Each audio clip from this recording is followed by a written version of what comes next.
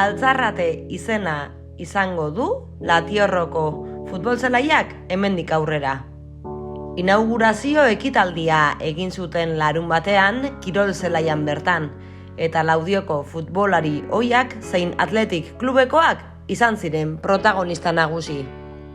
Inauguraketa ordea 12etan izan zen Altzarrate kirol elkartearen eskutik.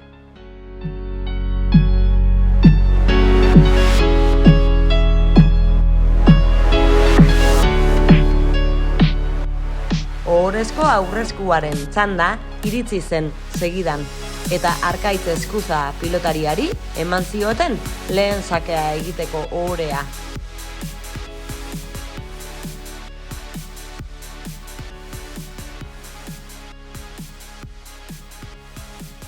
Alabaina, ezen izan omendu bakarra. Hain zuzen, Jose Angel Iribar Athleticeko jokalari ezagunari ere oroigarria eman zioten bere urteguna medio. Ondoren, talde argazkien parada heldu zen.